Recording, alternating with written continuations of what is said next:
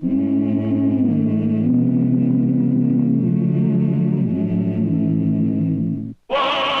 Earp, Wyatt Earp, brave, courageous, and bold. Long live his fame, and long live his glory, and long may his story be told.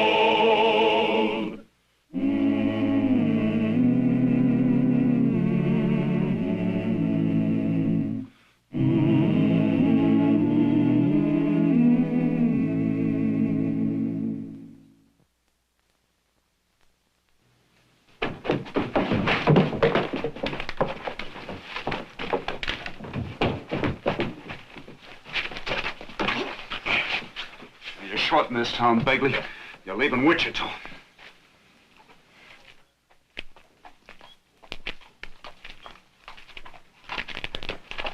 This ain't legal, Earp. Nothing legal about you. Cold deck poker, watered whiskey, and extortion from dance hall girls. Now get on your horse.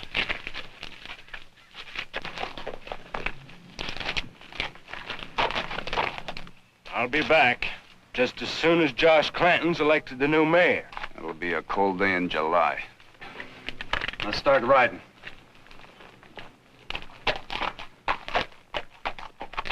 And I say to you, there's but one real issue in this campaign, and that issue is a scoundrel by the name of Wyatt Earp. That's right. Only this afternoon, gentlemen, he set upon my friend, my comrade in arms, Sergeant Jim Begley, and with his usual high-handed and insolent manner, this man Earp ordered Jim Begley to leave Wichita. I tell you, my friends, this man Earp is the lowest type of thug. He's become the willing tool of Mayor Jim Hope. Sure has. And this unspeakable editor, Marsh Murdoch. And I promise you... Oh, shut up, Clanton. Get off of that wagon. I promise you, the moment that I'm elected, I'll fire Wyatt Earp. Shut up, I said, and get down from there. We'll come up and pull you off. I advise you not to try it, sir. I'm a veteran of the war, and I'm still young enough to... Hold it, Mr. Grimes. You're interrupting the colonel's meeting. But he called your names, Wyatt. All right. You can call him one name. Go ahead. Clanton, you're a dirty liar. All right, Mr. Grimes. You can take your friends and leave the meeting. Go on. Sorry you interrupted, Colonel. Meeting's all yours. As I was saying, when deliberately interrupted by Earp and his hired killers, I do not fear the man. Any attack upon me is an attack upon all Union soldiers, living and dead.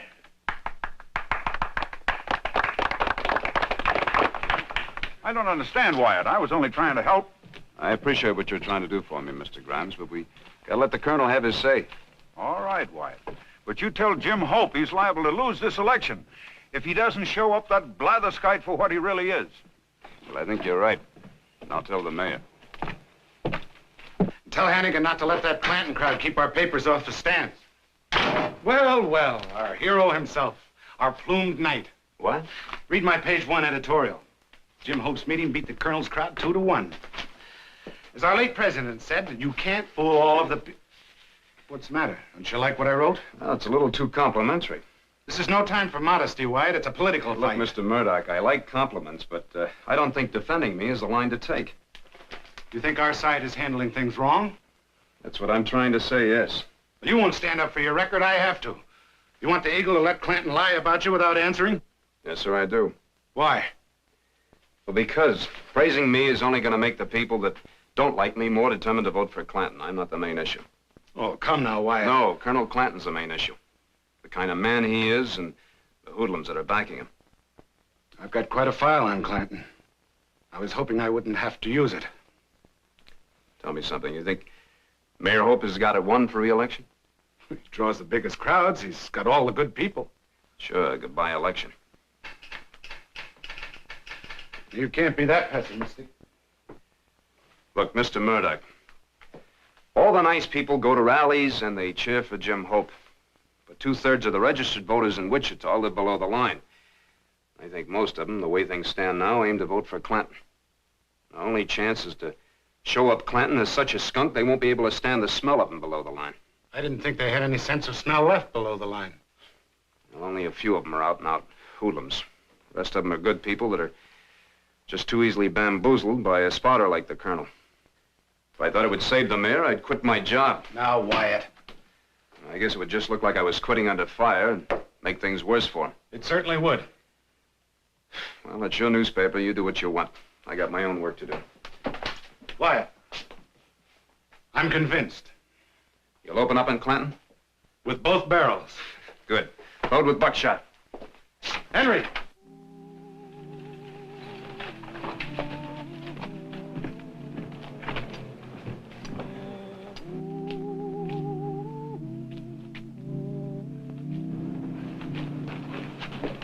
Here. Better let me help you with that, ma'am. Oh, thank you. I'm not well. I came to see Dr. Fabrique. Isn't his office... It's right there, ma'am. Here. Take my arm. Yes. That's it. Now, can you walk? Yes. I took too much medicine. Nothing else. Please, believe me. Just take it easy, ma'am. Of course I believe you. Watch that step. That's it. Doc! Doc! Who is it? It's Wyatt, Doc. There's a lady here that's very sick. All right, all right. Oh, it's you, Mrs. Clanton. Take her in the office, Wyatt. Just take it easy. Sit in this chair. How much bromide did you take, Mrs. Clanton? I don't remember. Bromide. Yeah, I give it to my patients to quiet their nerves. They keep taking it until they get themselves toxic. Colonel Clinton's wife? Yep. Drink this, Mrs. Clanton. I know you'll feel better.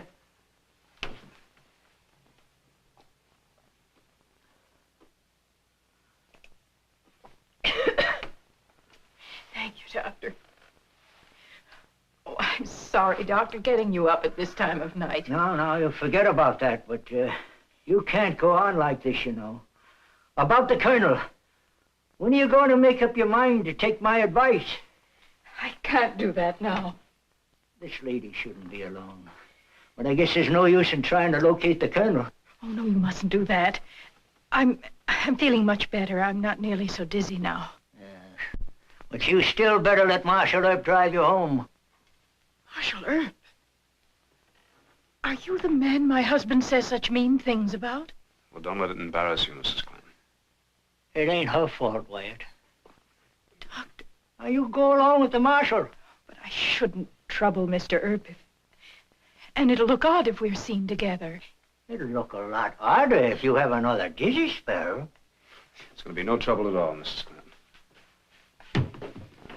That's it.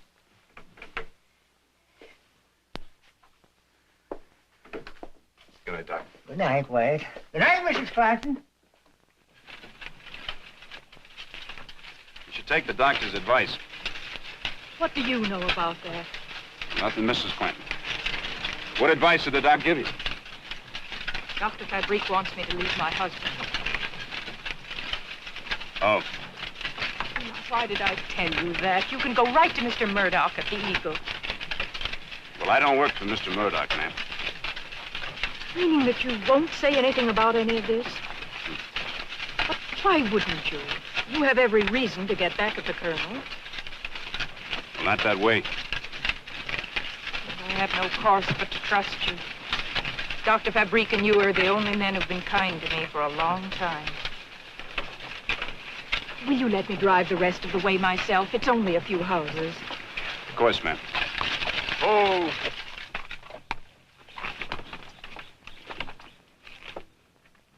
Look, Mrs. Clanton, it's none of my business, but, Yes. well, things are going to get awful rough around here, and, well, you're from New York, aren't you? Couldn't you go back there on a visit? No, Mr. Earp. My husband's threatened to kill me if I try to leave him. Good night.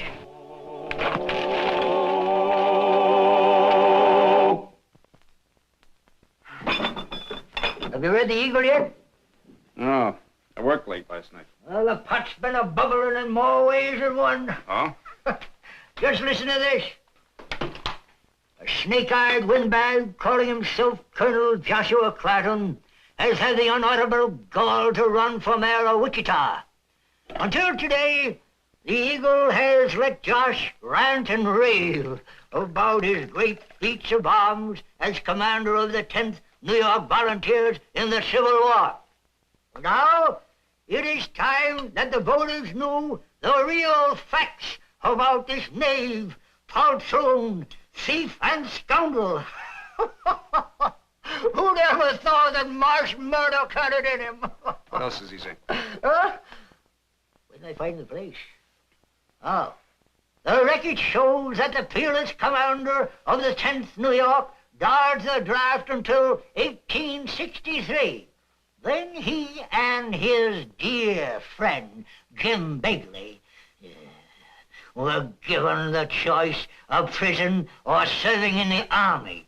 They were convicted of stealing food from the wounded in the Wilderness Campaign, and they were both dishonorably discharged from the 10th.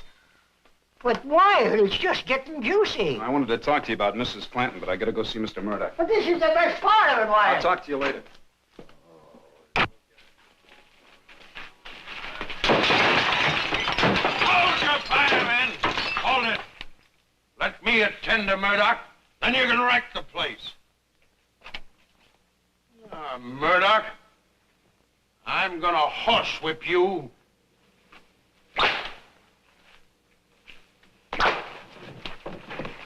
Hold it! Stand back, all of you. You're a brave man with your hired killer to protect you. Mention my name in your filthy sheet once more, and I'll shoot you down like a dog. Remember, Earp, you heard what I said. I gave him fair warning. Take your men away from here, Clanton. Next time, I'll come back alone. With a gun. Come on, gentlemen. Never mind that, Henry. We've got an extra with a noon deadline. Hey, you're fighting mad. That's good. Hey, you just better wear that. For that coward? Oh, I've seen men that are frightened turn to gunplay when they're cornered. All right. I'm dead serious, Mr. Murdoch. I kind of talked you into that rampage against Clanton. I want you to wear that at all times. It'll make you feel better, Wyatt. Now I've got to send an extra to press. Talk about it later.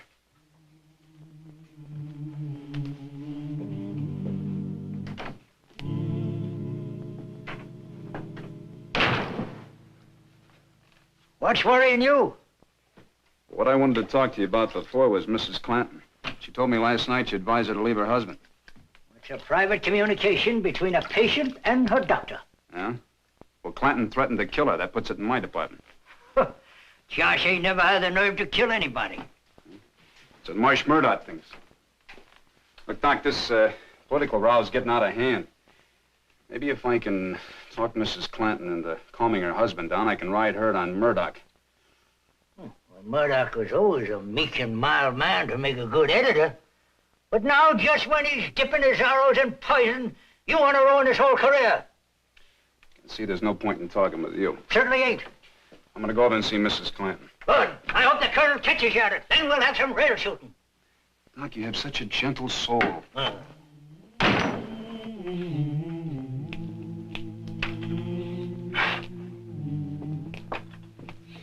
I'm Marshal Earp, man. Is Mrs. Clanton home? Yes, but I don't think she'll want to see you. Dora, who is it?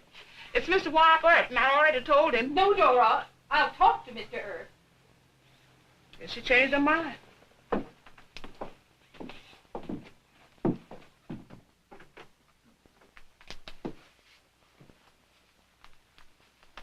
It's all right, Dora. If your husband's home, I'd like to talk to both of you. How had you the impudence to come here after this article in the paper? What article? I suppose you know nothing about it. No, I don't. It insinuates that my illness is a thing that should be hidden. That because I'm never seen with my husband, I'm a skeleton in his closet. It even insinuates that perhaps I drink. A fit mate for Private Clanton, a fraudulent warrior. Oh, I'm terribly sorry, Mrs. Clanton. I just can't imagine Mr. Murdoch printing a story like this. is that so hard to believe when you went right to him with your story? I didn't tell him anything about you. I didn't even mention that we'd met. Then it was Dr. Fabrique? No. No, he wouldn't answer any of my questions about you. Does the story mention the fact that you want to leave your husband, but you're afraid to because he threatens you? No. Politically, that's even a more damaging story than this. Oh, of course. I'm sorry, Mr. Earp. I've been so heartsick about everything. Well, I don't blame you. And Mr. Murdoch will print a retraction. I'll go right over to his office.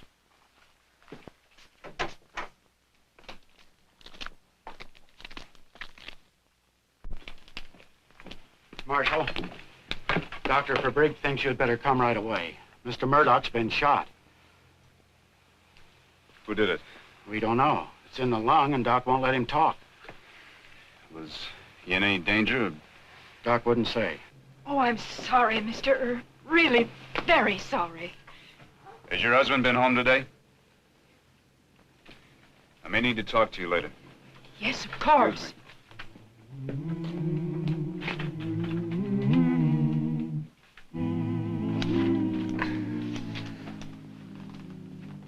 Marsh Murdoch, editor of the Wichita Eagle, was shot and superficially wounded at 7:15 last night by Jim Begley, a henchman of Private Josh Clanton. Begley was accompanied to the Eagle office by Clanton. Private Clanton tried to do the shooting himself, but lost his nerve, and Begley then drew his own weapon and fired. It was Begley, huh? Yes. Will you get that story over to my office, Wyatt? You better get out of here. You're making his temperature go up. If you don't stop shouting, you're going to make his temperature go up. What? Forget it. Would you like a little nip? I've been looking for you, Marshal. Colonel Clanton gave me his gun. He owns up that he did it. Oh? You plead guilty to the charge? Proudly. I shot Murdoch in defense of my wife's honor. Take him to jail, Sam. I demand an immediate hearing before Judge Jewett. That's for Judge Jewett to decide, not you. Now go on.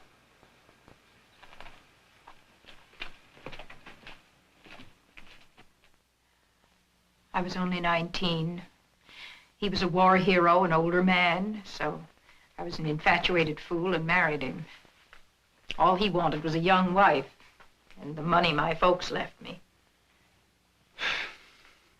Well, he'll soon be a real hero. He shot my friend in defense of your good name. But Mr. Murdoch said it was that Begley fellow. It's just his word against your husband's. Unless I find Begley. But that's terrible, Mr. Earp. Why, what does Josh Clanton care for me or my reputation? He's disgraced me with women. He keeps me like a prisoner in my own house. Well, Mrs. Clanton, the voters don't know that. Do you mean he might actually be elected mayor? If he gets away with the lie of the injured husband, he can't lose. But he's got to lose. I'll announce I'm leaving him. I'll tell the whole story of why. It's too late for that now. Oh, I never dreamed he stood a chance of being elected.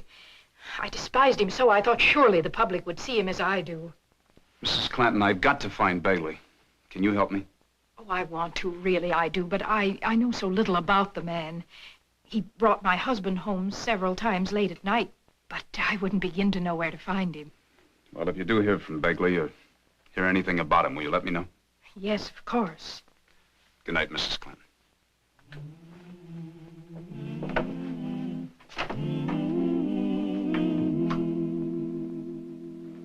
Can't you explain to Jim the legal rule that ties my hand? He knows the law, Judge. I'm only asking you to stretch it a little and not let that scoundrel have a chance to strut in court. He's pleaded guilty. He's demanded an immediate hearing and sentence. And the law clearly states that I must give him his day in court to allow him to present extenuating circumstances that might lighten his punishment. It's no use, Jim. Marshal, there's a lady here to see you. She wouldn't give me her name. No, I think I know her name. You better let me talk to her alone. We wait outside. Send her in, will you? Yes, sir. Would you come in, please? Good morning, ma'am. It's Begley. He's at the house. Oh? He wanted money, $500. I told him I'd have to go to the bank. Good. You think you'll wait? I was frightened of him, and he knew it. He's sure I'll come back with the money. Good. He has a gun, Mr. Earp. That's wonderful. That's the best news of all.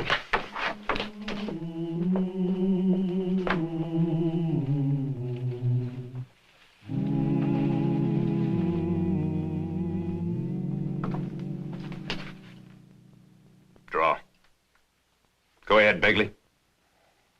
No, draw. I won't start until you get your hand on your gun. You want to kill me? I ain't drawing. Earp, you gone loco? You wouldn't shoot me with my hands up, would you?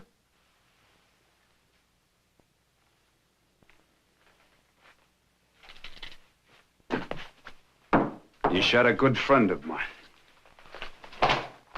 Now get outside. Oh, no.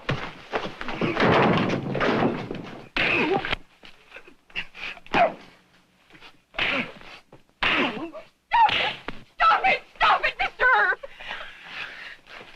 I'm sorry, Mrs. Clinton. Guess I lost my temper. He'll tell the truth now. Get him to the court. Hurry. You can take my rig. Thank you, ma'am.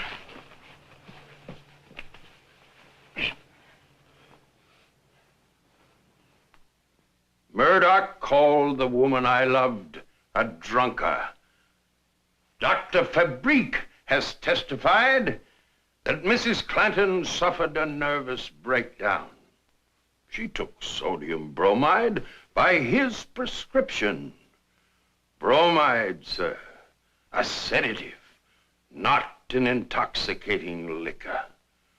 My darling wife has never tasted even so much as a spoonful of wine. Mr. Clanton, I take it that you're offering the plea of extreme provocation for this court to consider. I make no plea, sir. I did what any decent husband would do.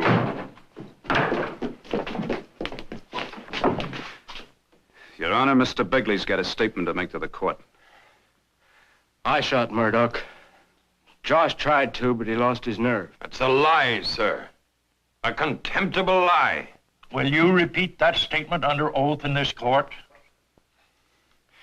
Yes, sir. Very well. Hold up your right hand.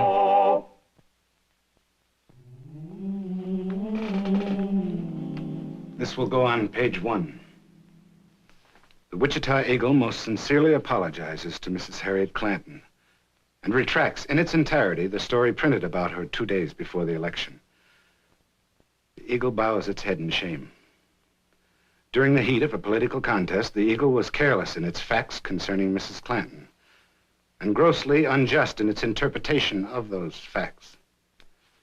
The Eagle and its editor have learned a lesson we shall never forget. Is there anything else I can say, ma'am? No, Mr. Murdoch. Thank you very much. Mr. Earp is seeing you to the station. It'll be my pleasure.